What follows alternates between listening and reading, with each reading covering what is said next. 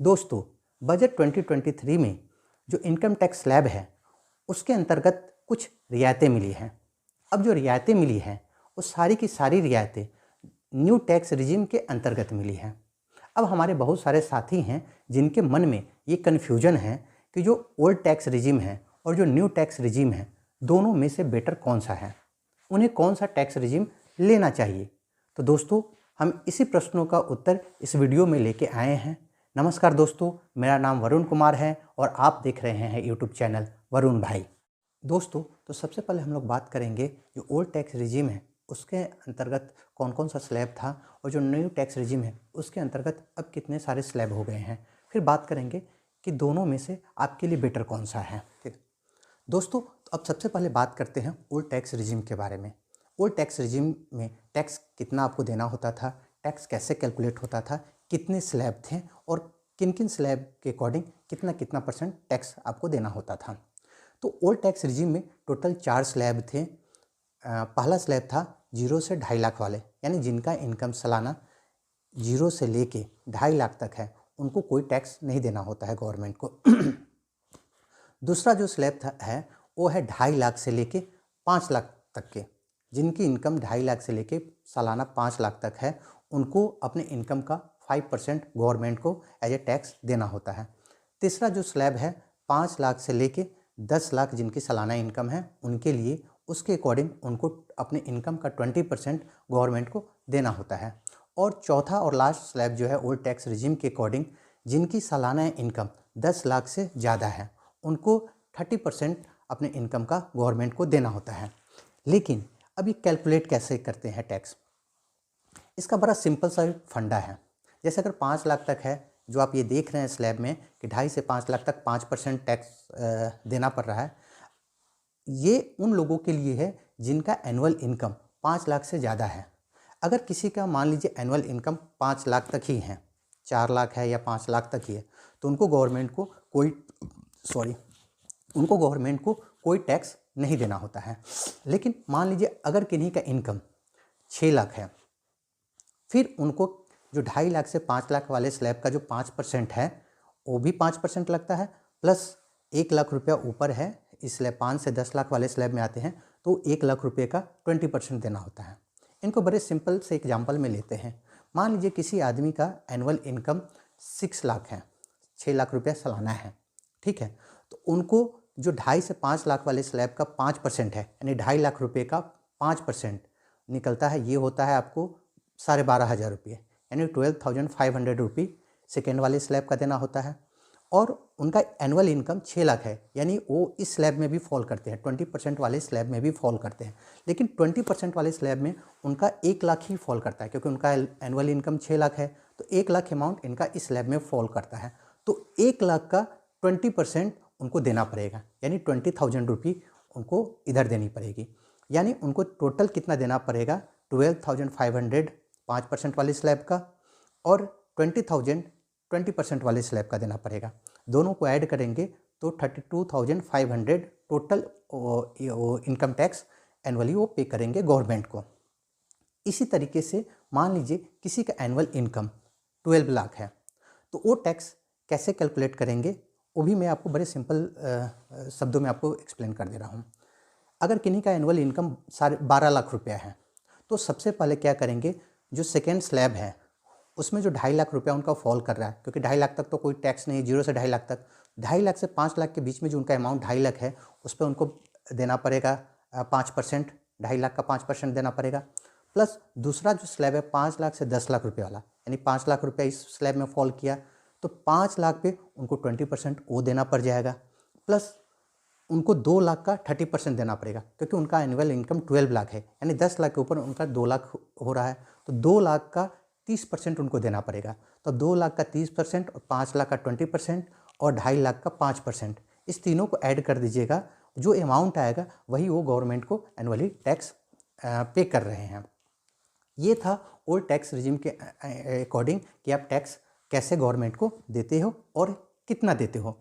दोस्तों, अब हम लोग बात करते हैं न्यू टैक्स रिजिम के अकॉर्डिंग आपके कौन कौन से स्लैब हैं, आपको कितना टैक्स देना पड़ता है।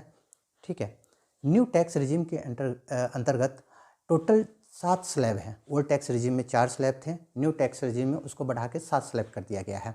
ठीक है, अब जो इस बार जो रियायतें मिली है वो सारी की सारी रियायतें जो है 7 लाख तक, जो आपने सुना है कि कोई टैक्स किसी को नहीं लगेगा, वो जो रियायतें हैं वो न्यू टैक्स रिजीम पे एप्लीकेबल है।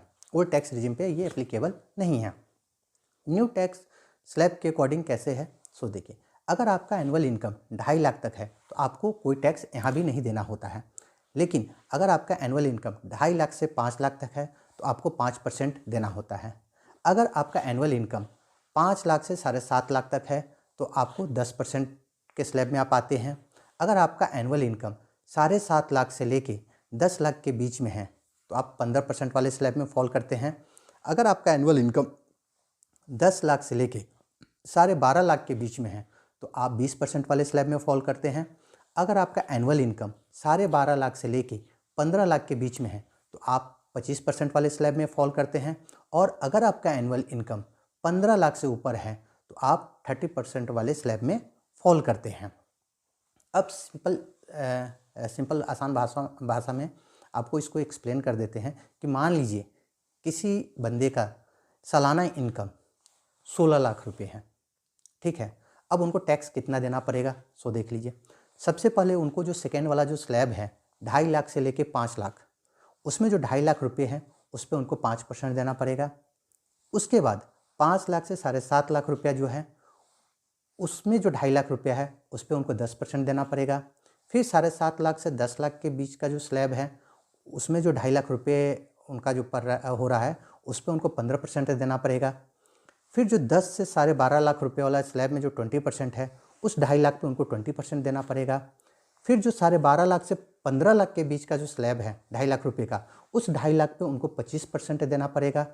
उसके बाद 15 लाख के ऊपर जो अमाउंट है उस पर उनको 30% देना पड़ेगा। तो ये 7 स्लैब न्यू टैक्स रिजीम के अंतर्गत है। अब सबसे पहले क्या करते हैं कि जो ओल्ड टैक्स रिजीम है और जो न्यू टैक्स रिजीम है दोनों को थोड़ा सा कंपेयर कर लेते हैं एनुअल इनकम वाइज कि आपको कितना टैक्स देना पड़ता है। अगर आपका एनुअल इनकम 0 से लेकर 2.5 लाख तक है तो ओल्ड टैक्स रिजीम के अकॉर्डिंग आपको कोई टैक्स नहीं देना होता है। न्यू टैक्स रिजीम के अकॉर्डिंग भी आपको कोई टैक्स गवर्नमेंट को नहीं पे करना होता है। अगर आपका एनुअल इनकम 2.5 लाख से लेके 5 लाख के बीच में है तो जो ओल्ड टैक्स रिजीम है उसके अकॉर्डिंग आपको 5% देना होता है और जो न्यू टैक्स रेट है उसके अकॉर्डिंग भी आपको 5% गवर्नमेंट को देना होता है। अगर आपका एनुअल इनकम 5 लाख से लेके 7.5 लाख के बीच में है तो जो एग्जिस्टिंग टैक्स रेट है, जो पुराना वाला टैक्स रेट है, उसके अकॉर्डिंग आपको गवर्नमेंट को 20% देना होता है, जबकि नए वाले टैक्स रेट के अकॉर्डिंग आपको 10% गवर्नमेंट को देना होता है। अगर आपका एनुअल इनकम 7.5 लाख से लेके 10 लाख के बीच में है तो जो पुराना वाला जो टैक्स रेट है उसके अकॉर्डिंग आप गवर्नमेंट को 20% अमाउंट दीजिएगा और जो नया वाला टैक्स स्लैब है उसके अकॉर्डिंग आपको 15% गवर्नमेंट को देना होता है।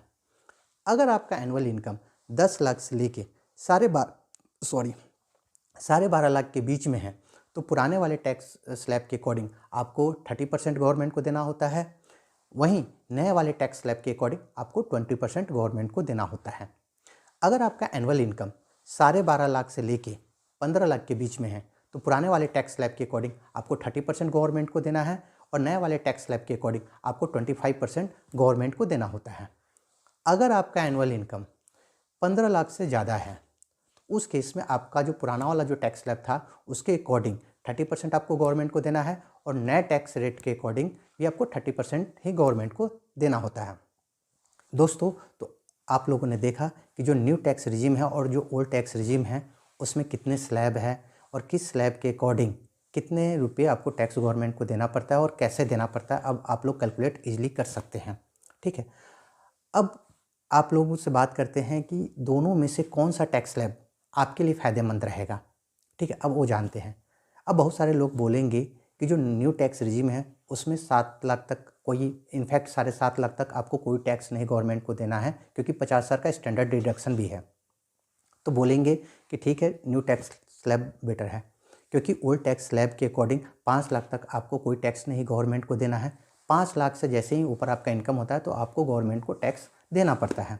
लेकिन यहाँ पे एक चीज़ है जो आपको बताया नहीं गया है, वो क्या है वो आप समझते हैं। जैसे पहले हम लोग जो आईटीआर फाइल करते थे, टैक्स जो आप टैक्स जो भी आपका करता था, तो जब हम लोग आईटीआर फाइल करते हैं तो 80C के अंतर्गत हम लोग को 1.5 लाख तक का छूट मिलता था। जैसे मान लीजिए कोई इंसान है जिसने अपना इन्वेस्टमेंट कुछ कर रखा है पीपीएफ के अंदर, इंश्योरेंस के अंदर, जो भी 80C के अंदर आते हैं, तो 1.5 लाख तक का रिबेट गवर्नमेंट से ले लेते थे।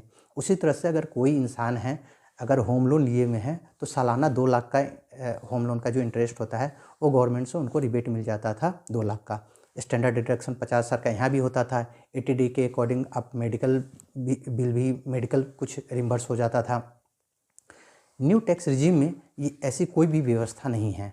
उसमें सिंपल है कि 7 लाख तक, इनफैक्ट 7.5 लाख तक अगर आपका इनकम है तो कोई टैक्स नहीं लगेगा। 7.5 लाख के एक ऊपर अगर आपका इनकम सालाना गया तो आपको जो स्लैब है उसके अकॉर्डिंग आपको टैक्स पे करना पड़ेगा। वहाँ पे इस टाइप की कोई भी छूट की व्यवस्था नहीं है। अभी जो सैलरीड क्लास पर्सन है, जैसे गवर्नमेंट जॉब हो, प्राइवेट जॉब हो, उस सब लोग क्या करते हैं, कहीं पे अगर जॉब कर रहे हैं तो उनका पीएफ कुछ ना कुछ डिडक्शन होता ही है, एनपीएस डिडक्शन होता ही है, कुछ मेडिकल का होता है। लोग ये लोन पे होम लिए मतलब फ्लैट लिए रहते हैं, घर बनाए रहते हैं, तो उनका ईएमआई जाता ही है।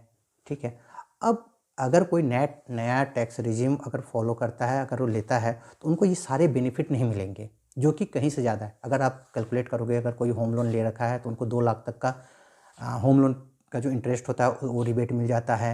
80C के अंदर 1.5 लाख तक वो अपना इन्वेस्टमेंट शो करके रिबेट ले सकते हैं। 80D के अकॉर्डिंग मेडिकल ले सकते हैं, स्टैंडर्ड डिडक्शन होता है वो ले सकते हैं। तो जो भी सैलरीड क्लास लोग हैं उनके लिए जो ओल्ड टैक्स रिजीम है वो आज के डेट में भी बेटर ऑप्शन है, क्योंकि उनको वहाँ पे काफ़ी ज़्यादा छूट मिल जाता है। न्यू टैक्स रिजीम के अकॉर्डिंग क्या है कि आपको 7.5 लाख तक छूट मिलेगी, उसके बाद आपको कुछ भी नहीं मिलने वाला है। उसके ऊपर जो भी है सब पे आपको टैक्स देना ही देना है।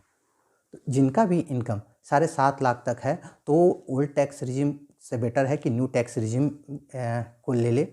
जिनका भी इनकम 7.5 लाख से ऊपर है, उनका कुछ भी डिडक्शन हो रहा है, तो बेटर है कि आप ओल्ड टैक्स रिजीम को फॉलो करें, क्योंकि आप जो भी इन्वेस्टमेंट कर रहे हो, चाहे जो भी आपका पीएफ में या इंश्योरेंस में कहीं भी पैसा लग रहा है, कट रहा है, क्योंकि ये सारी चीज़ें जो है बेसिक चीज़ें हैं इन्वेस्टमेंट का। जैसे इंश्योरेंस ले लीजिए, पीपीएफ अकाउंट ले लीजिए, पीएफ है, ये सारी बेसिक चीज़ें हैं। तो अगर आपने कहीं भी कुछ इन्वेस्टमेंट कर रखा है या कुछ इस टाइप की पॉलिसी ले रखी है, हेल्थ इंश्योरेंस हो, लाइफ इंश्योरेंस हो, तो बेटर है कि आप ओल्ड टैक्स रिजीम को अपने लिए रखें। दोस्तों, तो अब आप लोग समझ गए होंगे कि जो न्यू टैक्स स्लैब है और जो ओल्ड टैक्स स्लैब है, दोनों में से आपके लिए बेटर कौन सा है। ठीक है। अगर कोई भी सैलरीड क्लास पीपल है जिनका एनुअल इनकम 7.5 लाख से ज़्यादा है, अगर उन्होंने कुछ अपना इन्वेस्टमेंट कर रखा है, तो उनके लिए आज के डेट में भी ओल्ड टैक्स स्लैब ज़्यादा बेटर रहेगा। अगर किन्हीं का एनुअल इनकम 7.5 लाख तक है तो न्यू टैक्स स्लैब ले सकते हैं, उसमें कोई दिक्कत नहीं है। ठीक है। आज के वीडियो में इतना ही है। अगर आपको फिर भी कुछ लगता है कि कोई मन में डाउट है तो आप कमेंट बॉक्स में कमेंट कीजिए, मैं उस पर एक डिटेल में वीडियो बना के आपके साथ शेयर करूँगा। Thank you.